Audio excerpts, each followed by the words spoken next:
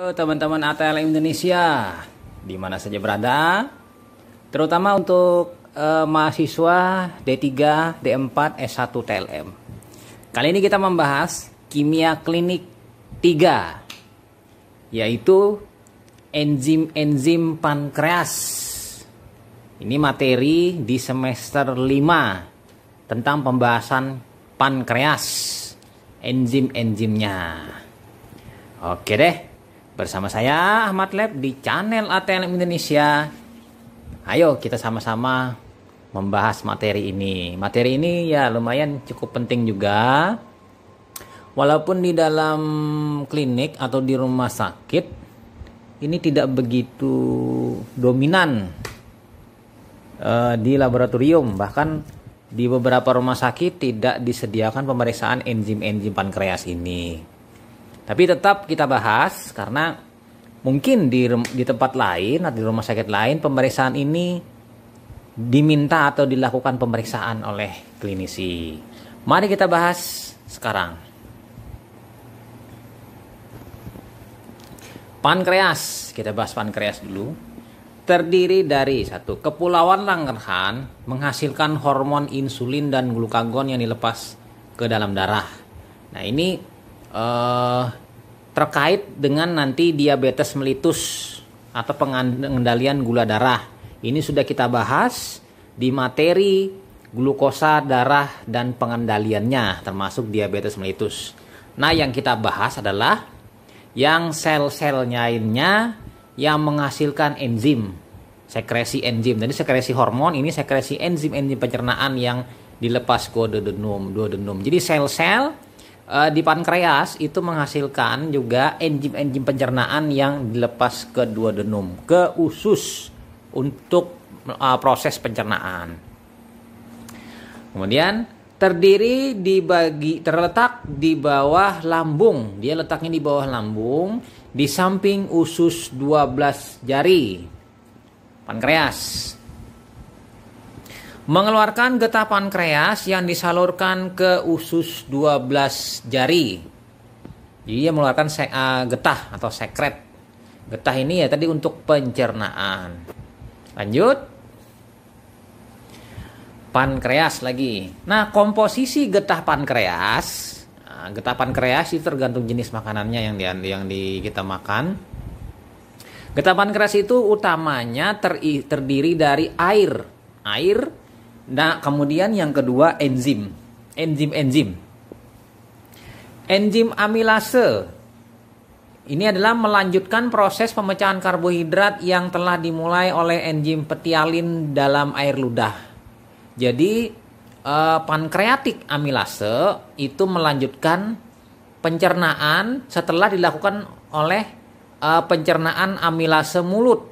Amilase mulut tapi tidak sempurna. Lalu disempurnakan, dilanjutkan oleh pankreatik amilase. Makanya namanya ini nanti P-amilase, pankreatik amilase. Yang kedua, tripsin. Menyempurnakan proses pencernaan protein di lambung bersama dengan enzim pepsin. Nah, tripsin dan pepsin, ini untuk protein. Nah, yang ketiga, lipase. Berperan dalam proses pemecahan lemak. Jadi kalau kita melihat di sini sekaligus 3 dia mensekresikan enzim karbohidrat, enzim protein, dan enzim lemak. Yang ketiga, natrium bikarbonat, suatu cairan alkalis untuk menetralisir asam lambung yang tercampur cime sehingga pH dalam usus 12 jari tetap basa. Nah, di dalam lambung itu pH-nya mendekati 1 karena mengandung HCl. Jadi pH-nya itu sangat rendah. Nah, optimum melakukan proses penghancuran pencernaan makanan di dalam lambung. Lalu setelah turun dari lambung di pilorusnya, turun ke bawah ke usus, maka ini akan dinetralkan oleh natrium bikarbonat menjadi alkali, pH-nya dinaikkan. Sehingga dengan pH yang tinggi ini usus dalam kondisi basah dan enzim-enzim akan optimum bekerja pada pH tersebut. Lanjut lagi kita. Fungsi enzim pankreas. Nah, sekarang kita bahas. Kebanyakan enzim pencernaan diproduksi oleh kelenjar pankreas. Jika tubuh kekurangan enzim, maka pencernaan tidak sempurna. Ya. Akibatnya, absorpsi terganggu karena tidak sempurna, tidak dibantu oleh pankreas. Lalu, apa yang terjadi?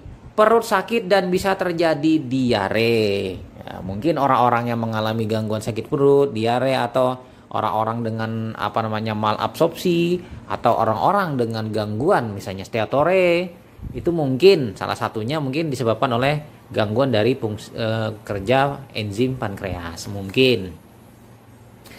Yang kedua, pankreas tidak dapat memproduksi semua enzim pencernaan. Pankreas memproduksi hormon insulin dan glukagon yang mengatur kadar gula darah serta menghasilkan getah pankreas yang sudah kita bahas di awal tadi. Nah, pengeluaran getah pankreas dipengaruhi oleh hormon yang dihasilkan oleh sel-sel selaput lendir saluran pencernaan. Jadi dia bila dia minta, lalu disekresikan getah pankreas oleh pankreas. Pengaruhnya tadi ya hormon tadi. Kita lanjut lagi teman-teman ATL Indonesia. Nah, ini pancreatic secretion. Nah, daily secretion 0,7 sampai dengan 2,5. pH-nya 7,7, 7,5 sampai 8,8. Nah, di sini ada water, bikarbonat, tripsin, chymotrypsin, elastase, karboksipeptidase, alfa amilase, kemudian triasil gliserol lipase, kolipase, fosfolipase A2, sterol esterase, ribonuklease, deoksiribonuklease. Ini masing-masing punya tugas melakukan reaksi enzimatik terhadap substratnya yang di sebelah kanan. Nah, itu coba kita bisa melihat. Kemudian secretion of small intestine, daily secretion now, pH 6,5 sampai dengan 7,8. Aminopeptidase, kemudian dipeptidase, alpha glukosidase, oligo 16 glikosidase, beta galaktosidase, sukro alpha glukosidase, alpha trehalosa, alkalin fosfatase, polinukleotidase, nukleosidase, fosfolipase. Ini semuanya juga berperan dalam menghidrolisis substrat yang ada di sebelah kanan. Ini contoh sekresi dari pankreas. Kita lanjut lagi teman-teman ATL Indonesia. Nah, pancreatic secretion pH alkalin 7,5 sampai dengan 8 atau lebih. Ya tadi ada sampai 8,8. Kemudian enzimnya tripsin, basic amino acid, aktifat enteropeptidase atau enterokinase atau tripsin, dia aktivasinya. Kemudian chymotrypsin, anchark asam amino, dia akan pada asam amino, terutama pada aromatik asam amino aromatik, dia bekerja lebih spesifik. Yang ketiga, elastase, broad specificity, jadi luas, dia spesifisitas luas. Secreted zymogen, activated by trypsin, endopeptidase. Ini dalam proses sekresi pencernaan oleh pankreatik. Oke, nah ini zymogen activation. Nah, ini kita bisa melihat teman-teman. Mukosa sel, enteropeptidase, kan itu ada small bowel, tripsin. Nah, jadi akan terjadi proses nanti dia aktivasi tripsin atau aktifat digestive enzim. Jadi akan melakukan digestion. Nah, zymogen itu pro karboksipeptidase, pro elastase, chymotrypsinogen, fosfopolipase A2, pro. Nah, ini tripsinogen. Ini pancreatic secretion. Jadi tripsinogen itu disekresikan prematur trypsin activation. Jadi di situ ada komponennya, various zymogen, trypsin inhibitor. Nah, yang inhibitor itu yang warna merah. Nah, kemudian blockade trypsin, apabila berikatan, maka Tripsin inhibitor dengan tripsin tadi akan terjadi block tripsin. Nah, ini zymogen activation. Kita pindah lagi teman-teman ATL Indonesia. Nah, oke. Fungsinya sekarang. 1. Amilase atau amilopsin memecah karbohidrat menjadi gula-gula sederhana seperti maltosa. Nanti maltosa dipecah menjadi 2, glukosa, lalu diserap. Yang kedua, lipase memecah lemak menjadi asam lemak dan gliserol. Jadi nanti trigliserida dipecah menjadi asam lemak dan gliserol. Kemudian yang ketiga, tripsin memecah protein menjadi proteasa plus pepton dan asam-asam amino. Nanti dipecah protein. Protein itu kan polipeptida nih, polipeptida yang besar dipecah menjadi protease, pepton dan asam-asam amino. Asam-asam amino inilah yang akan nanti disusun kembali membentuk protein. Yang keempat, natrium bikarbonat menciptakan suasana basa yang mengaktifkan enzim-enzim pencernaan. Nah, sekresi tambahan itu adalah tadi natrium bikarbonat, enzim amilase dan lipase. Nah, ini kita bahas khusus tinjauan enzim dan peranannya dalam pemeriksaan kimia klinik di laboratorium. Ini bahannya juga saya dapat dari internet sebagai bahan tambahan. Oke, lanjut kita pendahuluan. Amilase merupakan enzim yang berasal dari pankreas, kelenjar ludah dan hepar. Nah, fungsinya adalah mengubah zat tepung menjadi gula. Ya kan? Jadi tepung tadi polisakarida diubah menjadi monosakarida.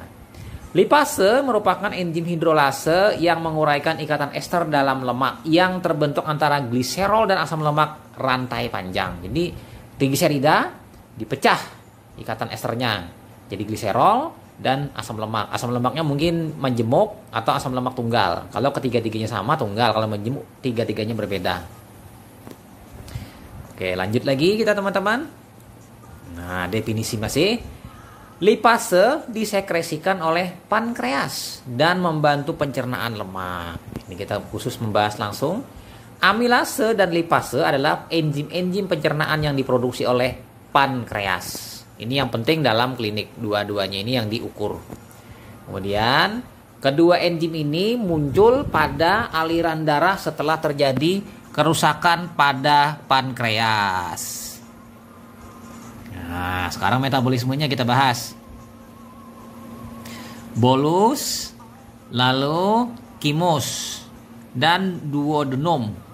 Nah, dari duodenum ini amilase memecah ikatan gula menjadi glukosa dan maltosa. Nah, lipase memecah lemak menjadi asam lemak dan gliserol. Nah, ini tampilannya kurang bagus, pecah, terhambur. Oke, lanjut lagi kita teman-teman, pemeriksaan amilase dan lipase ini juga terlepas. Pemeriksaan amilase dan lipase merupakan salah satu pemeriksaan untuk menunjang diagnosis penyakit yang berhubungan dengan kerusakan pankreas. Nah, pertama, mengapa pemeriksaannya amilase dilakukan? Amilase dan lipase adalah enzim-enzim pencernaan yang diproduksi oleh pankreas. Ini memiliki kepentingan nih. Tes amilase dan lipase digunakan untuk membedakan apendisitis akut dan pankreatitis akut. Mirip gejalanya. Kedua tes dilakukan pada darah, tetapi amilase juga dapat diuji dari sampel urin. Nah, kalau amilase bisa di dalam urin, kalau lipase tidak ada. Peningkatan kedua enzim ini mengindikasikan adanya gondok, gagal ginjal, penyakit hati, alkoholik, atau kondisi lainnya. Lanjut lagi, prinsip pemeriksaan. Nah, prinsip pemeriksaan amilase yang saya ambil dari internet, substrat 46 etil idenat P-nitropenil alpha D-maltoheptaosid akan diuraikan oleh enzim alpha amilase di mana hasilnya berupa oligosakarida. Oligo itu kan beberapa rantai sakarida. Akan dihidrolisis oleh alpha glukosidase menghasilkan glukosa dan paranitrofenol. Peningkatan paranitrophenol sebanding dengan kadar aktivitas alfa amilase dalam sampel. Jadi paranitrophenol ini apabila dia terpisah menjadi paranitrophenol saja, dia warnanya lebih kuning dibandingkan sebelum dia pada saat bergabung membentuk senyawa sebelumnya. Jadi kuning berubah menjadi kuning tua. Jadi di sini adalah kenaikan absorben. Lanjut lagi kita, teman-teman. Pindah ke prinsip pemeriksaan lipase. 1,2 O-dilauril rak glisero 3 glutamik asid 6 metil resorupin ester ditambahkan pada suatu mikroemulsion yang akan dipecah oleh lipase menjadi kolipase dan bile acid. Nah, kombinasi kolipase, bile acid dan substrat akan mengalami penguraian oleh enzim lipolitik. Dan esterase menghasilkan metil resorupin ester yang dengan cepat menterdegraderasi menjadi metil resorupin yang berwarna. Intensitas warna ini sebanding dengan aktivitas lipase dalam sampel. Nah, ini juga increase, pembentukan increase warnanya ini.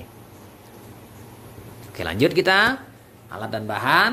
Nah, ini alatnya potentiometer 410, mikrolab 300, mikropipet 20 mikroliter, 1000 mikroliter, kuvet, tabung, gabungkan, tips kuning dan biru, tisu, bahannya serum, reagennya PNPG 7, glukosidase, glukoamilase, NaCl, CaCl2, Hepes buffer, pH 7,2. Nah, ini cara kerja.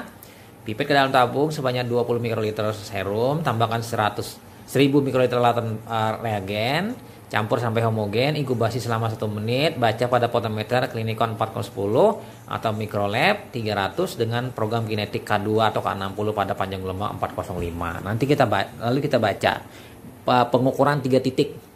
Jadi K20 berarti K20 tambah 20 tambah 20 3 kali dan diukur 4 titik.